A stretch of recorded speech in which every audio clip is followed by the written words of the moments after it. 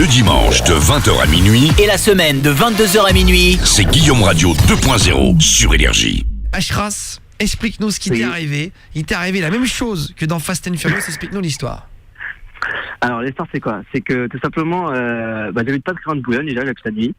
Et en fait, j'ai acheté une Golf que j'ai préparée très bien. Donc pour ceux qui connaissent les stages, donc de 1 à 5, c'est pour booster le moteur.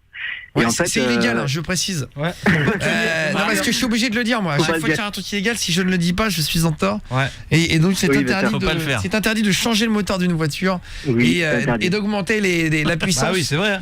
Les stages 1, stage 2, stage 3, c'est vraiment des trucs de course. Interdit, quoi. Et qui sont pas faits pour la partie cycle de la voiture, c'est-à-dire pour les pneus, pour les roues de base, etc. Oui, après, faut tout changer. Donc voilà, quand tu changes ça, faut changer l'axe, faut changer le volant, faut changer normalement tout le truc pour une voiture de course. Ah ouais, c'est du vrai tuning. Si tu changes juste le moteur sans changer les roues, elle va pas tenir la route la voiture. Il faut plus rouler sur la route normalement. Et tu n'as plus le droit de rouler sur. Et si tu as un accident mortel ou même pas mortel, tu ne seras pas remboursé par la sécurité. C'est normal. Je sais encore, je sais. Exactement. Non mais je précise, c'est important de le dire, il y a tellement de morts et tout. Exactement. Et donc Ashras, alors qu'est-ce qui t'arrive? En fait, c'est que je suppose qu'il y a beaucoup de personnes qui le savent ou peut-être qui ne le savent pas. Il y a pas mal de courses et de rassemblements sur Boulogne ou même d'autres ailleurs. Hein. Donc des rassemblements moto, de voitures, bon, pas mal de choses. Et de temps en temps, ça arrive de faire des courses. Ah ouais, mais dans la rue?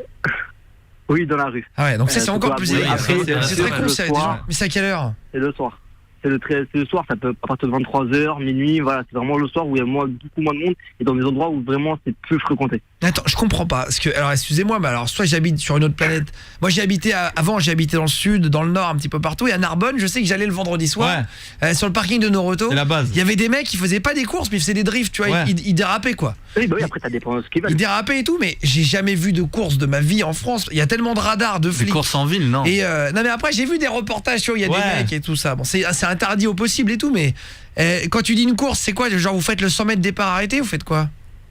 Ouais, non, c'est pas des trucs non plus dans toute la ville, non, c'est vraiment des lignes droites qu'on fait. C'est juste des lignes droites sur quasiment 300, 400 mètres, voilà. Ouais, pas mais un alors... truc de fou non plus, mais c'est pas le truc où, comme dans Fast and Furious où ils font toute la ville, le tour de la ville avec des drifts. C'est pas ça le truc de ouf. Vous allez voir ce qu'il va vous dire, c'est hallucinant. Qu'est-ce qu'il y a, James Sandra? En fait, ça peut arriver dans des routes qui sont à côté des autoroutes. Tu sais, des fois, qui longent l'autoroute, les mecs ils se mettent à côté, ils font des courses sur 400 mètres. En fait, c'est des lignes droites. Ah d'accord. Ok. Sur des routes à côté des autoroutes. À côté des autoroutes. Ouais, les routes qui sont jamais utilisées. Voilà, c'est ça. Ouais. Et alors attends, Ashras. Donc là, ce qui est exceptionnel et bon, ce qui est encore plus illégal. Alors voilà, donc c'est quoi? Alors explique un peu l'histoire. Alors en fait, du coup, il y a un ami à moi qui m'a appelé un jour et qui me dit écoute, ce soir il y a un mec qui arrête pas de te charrier, vas-y, faut que tu viennes, etc., etc. Parce que c'était le soir où c'était un soir où vraiment on avait un rassemblement assez fort. Et en fait, du coup, il était minuit, il m'appelle, il dit faut vraiment que tu viennes, il y a un mec qui te charrie sur ta voiture, elle est nulle, bon bref, voilà. Et je dis ok, bah vas-y, j'arrive. Donc j'arrive, le mec qui arrive avec sa Audi A3, il fait écoute, de toute façon ta voiture c'est que de la merde, c'est voilà. Et je dis et donc, il me fait écoute, tu sais quoi, je te lance un défi. Tout simplement, on fait une ligne droite. Et le perdant perd sa voiture. Et tu dis, mais t'es sérieux? Comme dans les jeux. Et là, tu fais le Paul Walker, là. Ah bah oui. Non, mais attends, c'est impossible. C'est comme dans les films où ils misent leur carte grise. C'est pareil. Oui, mais c'est ça. Bah oui, c'est ça. Ouais, non, mais au poker, genre, tu vois. Là, c'est sur une course. Attends, t'as gagné ou t'as perdu? Et du coup, en fait, avec justesse, heureusement que j'ai, du coup, ma voiture, vu qu'elle était préparée, j'ai gagné, mais vraiment par justesse, parce que ça reste comme une Audi A3 assez puissante, mais elle n'était pas préparée, malheureusement. Et moi, c'était comme une Golf assez récente, une Golf 7.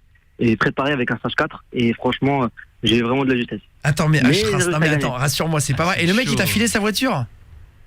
Bah du coup oui, il est obligé devant tout le monde quand il y a beaucoup de témoins, etc. Généralement si on part sans truc, bah on perd vite de dignité et généralement il revient pas. Bon, attends mais t'en as rien à foutre de perdre la dignité, moi j'en ai rien à branler. Moi je m'en bats. Et ma voiture contre la dignité, je prends ma voiture.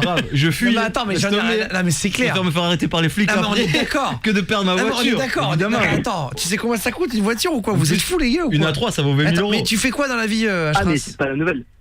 Moi je suis tout simplement militaire. D'accord, ok.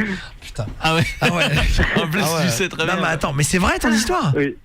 Oui, c'est vraiment vrai, mais après c'est vraiment exceptionnel, hein. C'est vraiment voilà, mais attends, c'est pas tous les jours que c'est la première fois que je vois un mec qui est assez fou pour faire ça. Moi, j'y croyais pas aussi au début, hein. J'ai vraiment lancé le défi, voilà, même si je perdais, je dis vas-y, le mec il rigole. Et pourtant le mec au final il me fait écoute, bah voilà ma voiture, je suis dégoûté, mais t'as gagné, donc moi je tiens toujours ma promesse, donc voilà. Non mais mais t'en as fait quoi de la voiture? Du coup, j'ai laissé à mon pote parce que moi j'aimais déjà ma voiture, donc j'ai pas besoin. Mais du coup, c'est mon pote à moi. Non mais vous êtes sérieux? Mais attends, toi tu fais que des trucs de ouf. Et moi je la garde et je la revends. Bah oui, évidemment, c'est le premier truc que je fais. Mais on est d'accord. Le lendemain même, c'est clair. Je la revends au mec qui l'a perdu. C'est pas une nouvelle Audi non plus. C'est juste une Audi A3 de 2006. Ouais, mais c'est quand même. Ça vaut de l'argent. Mais même si tu revends ça 3 000 €, tu vois ce que je veux dire? Tu revends ça 3 000 €, ça te fait 3 000 balles quoi. Et ça va te payer des super vacances d'été plus un petit billet à côté quoi. Ouais, parce que je savais pas comment faire. Non mais attends, et donc le mec il t'a, donc c'est-à-dire qu'il y a des courses en France où tu joues ta voiture. Et quand tu dis le mec il a su que t'étais là, etc., il t'a charrié machin, comment il te connaissait? Parce que je faisais pas mal de courses aussi là-bas, donc ça va, surtout le rassemblement en fait on se connaît quasiment tous. Après voilà, plus ou moins les gens sont plus ou moins connus on va dire parce que sont assez fous. Moi je suis quelqu'un qui est assez nerveux au volant, qui aime bien conduire assez vite. Maintenant je suis pas dangereux donc je fais attention. Mais tout le monde me connaît à ma façon de conduire assez vite, je fais des drifts, etc. Donc je m'éclate pas mal avec la voiture. Alors, et dites-moi ce que vous en pensez là. Alors, j'aimerais bien que vous avoir votre avis. Guillaume et votre message au 6 11 12. Voilà, Guillaume et votre message au 6 11 12. Est-ce que vous croyez qu'Ashras dit vrai? Et ce qui m'inquiète, c'est que j'ai l'impression qu'il dit vrai. Bah ouais, il a l'air crédible. Guillaume et votre SMS là au 6 11 12. Voilà, vous commencez le message par Guillaume, vous me l'envoyez maintenant. Je vais lire les réactions qui arrivent. Demande-lui ce qu'il a fait pour faire un stage 4, on va voir si c'est tout de suite vrai. Oui.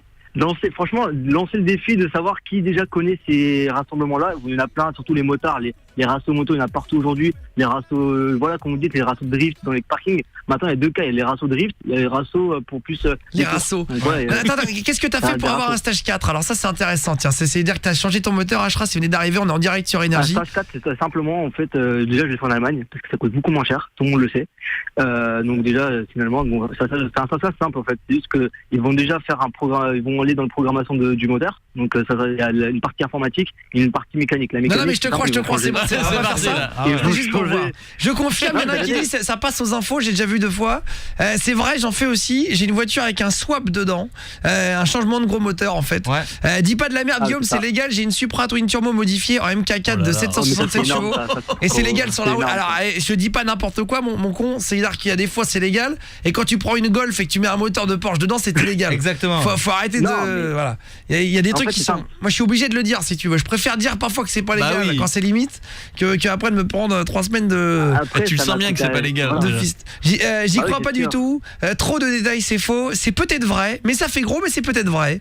Le mec a raison de s'amuser s'il est sur une ligne droite et que c'est fermé et qu'il y a que eux. Ah oui, si c'est sûr, si sur une route fermée. Alors ça, on est complètement d'accord. Si la route elle est fermée, par exemple, c'est une route, il y a tu sais qui sert que pour apprendre le permis. Parfois dans des champs, il y a des routes. C'est des bouts de bitume, mais c'est sans. C'est une impasse au bout. Voilà. Ça, c'est clair que c'est vachement bien d'y aller. Vous amusez entre potes, vous faites attention, voilà. Mais par contre, si c'est sur la route ouverte et tout, c'est pas bien. Non, tu peux pas. Je le prends quand je veux avec ma 106 Turbo 16. Salut Martin. Oui, il dit vrai car à la Réunion c'est la même chose, on appelle ça la pousse. Salut les gars. Du drift avec une traction, c'est du mytho. Il dit qu'il a une Golf mais c'est une traction, il peut donc pas faire de drift. Non, il a pas dit qu'il faisait du drift lui. C'est possible mais il est ouf de jouer sa voiture. Seb 14 ans passionné de moto et de voiture. Il dit vrai, oui c'est vrai, je confirme. C'est passé aux infos, il dit vrai à Strasbourg aussi, on le fait le vendredi. Putain, dis donc il y a des il y en a partout. Donc je crois il y a des runs sauvages dans les zones industrielles près de chez moi et ils misent aussi. Putain, ils misent leur bagnole quoi. Mais s'ils ont fait Fast and Furious, c'est que ça doit venir d'un truc vrai. Non mais attends, aux États-Unis t'as des gangs et c'est parfois genre en France t'as pas de comme des Hells Angels, vraiment des groupes qui arrivent à 150 en Europe, moto. Tu dois en avoir. Non, c'est pas pareil. Franchement, il y a un truc américain quand même. C'est un peu plus sage en France. Les mecs ils ouvrent le coffre, ils font cracher oui, leur son. ou alors même le son. Voilà, c'est ça, ils font cracher leur son, ils mettent les néons tout ça. Mais de là à faire des courses et parier, franchement, c'est clair. Ça existe malheureusement, c'est souvent les motards qui font ça, le routier barbu là. Oui. Bah après c'est pas étonnant, tous ceux qui font des runs sauvages savent que c'est possible de parier sa voiture. Putain les gars, je suis désolé et je me mets à jour. Mais j'ai vu ça dans des films. Comme dans le film. Je suis déjà allé sur des parkings de Noroto à l'époque, je mettais des enceintes etc. Mais enfin la base. De là à parier ma voiture, putain. Je pense que c'est pas une couille ma couille. Salut mon con là. Salut. Moi j'ai une bouteille de nitro dans ma Renault 5. Salut mais c'est sûr qu'il y a des mecs qui doivent faire ça. Après c'est les retoucher Il y en a qui dit j'ai perdu mon père à cause d'une course. Voilà, donc faut faire attention. Perso, je suis déjà allé dans des rassemblements sur le Havre, zone industrielle, j'ai déjà vu des pertes de scouts au pire, mais les voitures jamais.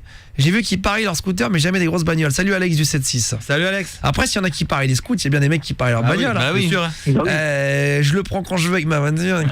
J'ai une Golf 7 GTI. Quand il veut. Je le crois, cela se fait beaucoup.